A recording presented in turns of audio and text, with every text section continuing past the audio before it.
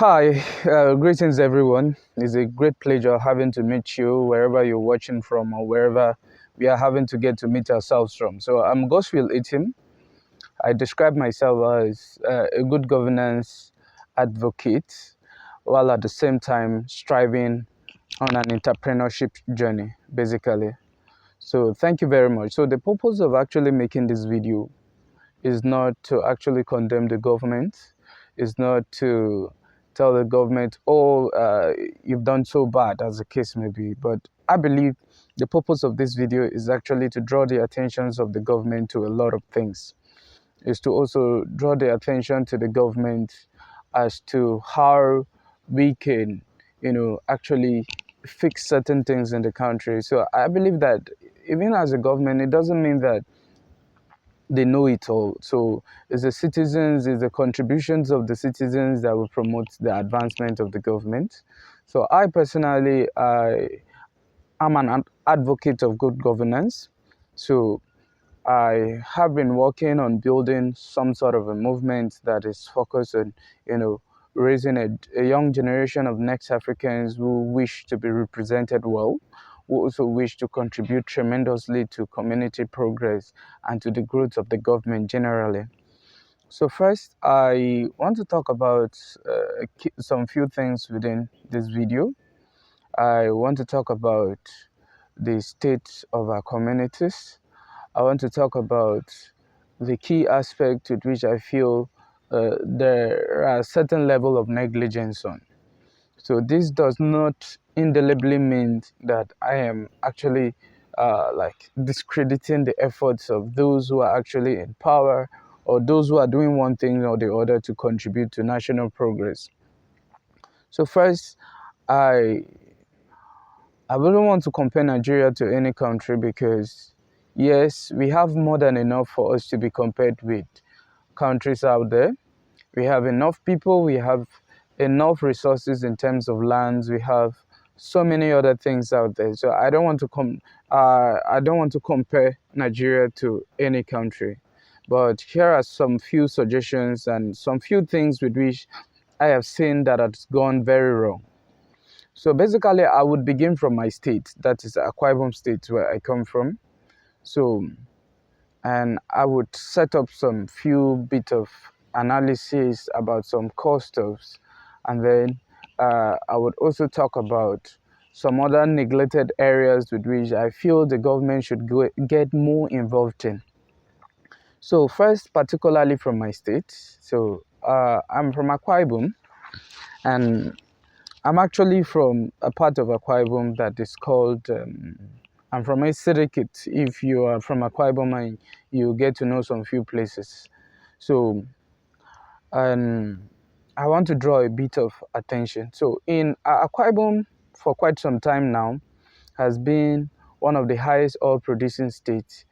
In fact, the highest oil producing state in the country. So statistically, we have it that Akwa Ibom produces more than 500,000 barrels of oil on a daily basis. So that is the contribution of Akwa Ibom to the National Oil Bank, as the case may be, if you want to analyze it from that direction. So following the trend, we have Delta, so which produces about 340 something thousand barrels of oil on a daily basis. And then we have that of the region of River State, which follows with about 330 something barrels of oil. So I'm just giving a rough statistics as the case may be. So breaking it down further, we have the highest oil producing zones in Akwa Ibom State, which we have the likes of Ibono, we have the likes of Esit-Eket, we have the likes of Eket, we have the likes of Ona. So, which these are quite very interesting local government, and yeah. So on the likes, among these three states I'm talking about, I would be breaking it down a lot more further. So these are the highest oil producing local government in the state. So I've made mention of Ibono, I've made mention of Una, I've made mention of Esit-Eket, and then I've made mention of Eket. These are all rationalized oil zones. So within these areas, the biggest and the highest of all companies that uh, that are responsible for transportation and explorations of these uh, uh, crude oil resources are located at Ibono. Reason being that Ibono is somewhat a small local government that is just directly facing the ocean. So it is quite much more easier to transport most of the oil produce through the seas and through other routes very easily because it is just directly facing the sea, as the case may be. And then the next other larger area where oil exploration takes place is in Esit-Eket. So Esit-Eket is the next higher or the much more broader area where oil exploration takes place. And we have Eket. Eket might not entirely be the place where most of the oil exploration processes takes place, but there have been some discoveries where oil is also being extracted there. Outside these states with which I had mentioned, we have the likes of Eastern Abolo, which is also another local government where oil had also been discovered and explorations have been carried out. So for quite a huge numbers of years now that oil exploration has been taking place, and we realize that Nigerian economy is built on oil. So the Nigerian economy generally is being built with the resources that are being gotten from oil. You see that these local governments that we are talking of, aside from the likes of Ibono people, with which they have the presence of those big oil companies like ExxonMobil and plenty other oil companies that are most likely focused on oil explorations, as the case may be. Aside from Ibono, you talk of those other local governments like Esit-Eket and then Eket.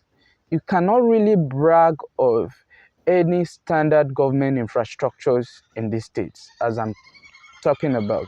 So you cannot brag of any standard government infrastructures in these states. So which I know the government is very much well aware of this. You cannot brag of a federal school, you cannot brag of a state school, you cannot brag of any stuff. You cannot brag of any government institutions that is either located in Esit-Eket or Eket. The worst part of it is that Eket, which happens to be Esit-Eket, which happens to be the larger place, or in fact the highest oil exploration in Akwa Ibom that is being done on Esit-Eket. But if I tell you, dear Nigerians, that in Esit-Eket is still one of the most underdeveloped community in Nigeria today. It happens to be one of the most underdeveloped community in Nigerians today. So, okay, I would use the like of myself. My parents and I, my parents were very strong, they believed in Nigeria a lot. I was born a Cameroonian. That means I was born in Cameroon, basically, to Nigerian parents. And then around 2010, we moved down to this country. Moving down to this country, there were a lot of things. We had a lot of news that our country is so rich in a lot of things. We had so many things, as the case may be. And then we came into Nigeria, tried to settle down, tried to fix some couples of stuff. I came in, as a young guy, as a young boy coming into the country, trying to wrap up his education, as the case may be. So I literally grew up, attended certain level of university education, and I can attestationally tell each and every one of us that in the highest place with which all exploration is being done in this country is being left untended to. So there are no government institutions, there are no set of special provisions that are being made to the place or to the very location which is funding the wealth of the country.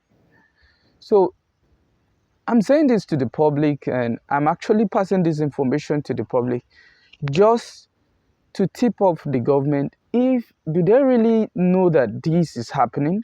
Did they really know that the very areas or the very local government where the greatest of revenue of the country is coming from is being left unattended to? Did they really have that understanding that our people do not have access to good education?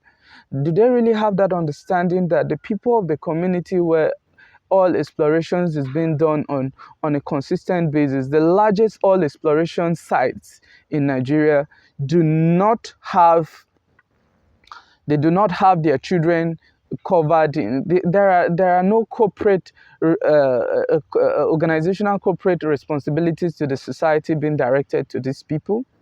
So we have our people trying to fend for themselves in several other ways, trying to do this.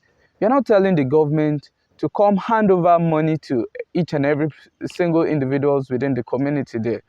I am telling the government, I'm telling the people who might probably be listening to what I'm saying now, that please, a proper infrastructure should be set.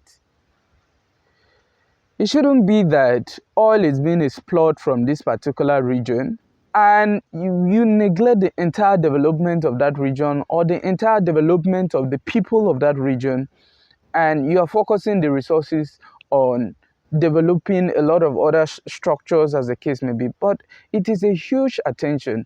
Luckily, Eket, which has been the motherland of Esit-Eket, happens to be a self-driven economy on the basis of the fact that some of those top areas, most of those people who work in ExxonMobil and most of those other companies located at Ibono do not find Ibono as a convenient place to stay in. So most of them have their houses or have their homes located at Eket. So this has happened over the years for a long time. But the highest oil exploration zones or the highest oil exploration facilities and places where oil is being done is left untended to. And I believe that, yes, the government knows about this.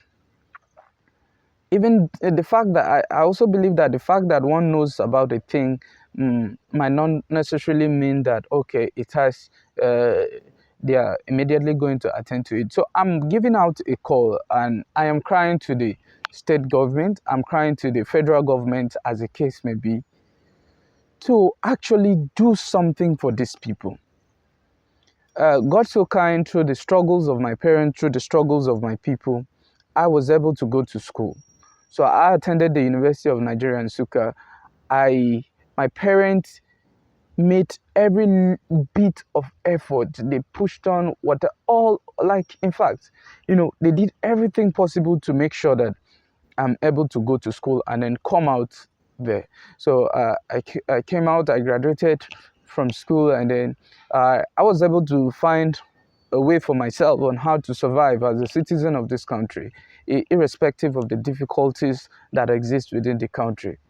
But please, I'm beckoning on the government, I'm beckoning on the federal and the state government not to neglect the very land with which her riches comes from. So I'm calling on the government, I'm calling on, if you are in the government, if you have a lot of these things, please go and carry out your research on the likes of Esit-Eket, the likes of Eket equally. But I'm talking of Esit-Eket in particular because Eket is already a developed town, as the case may be.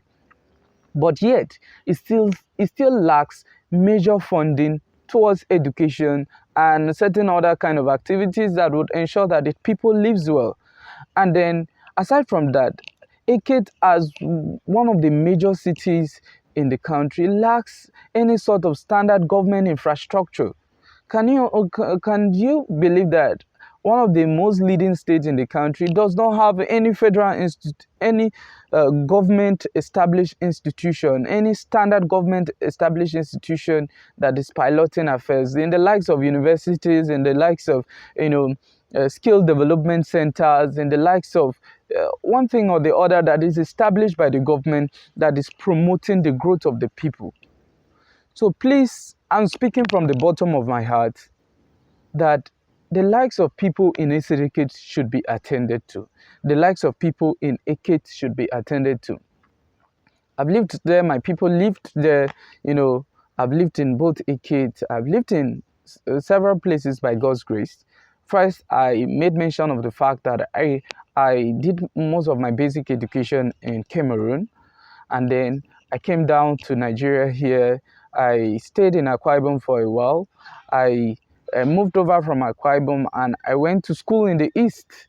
And then schooling from the east, I came back. I went to our neighboring state, Cross River State, with which I had some level of upbringing there. From Cross River State, I'm now in Lagos, and I'm seeing a lot of things, a lot of amazing things going on here.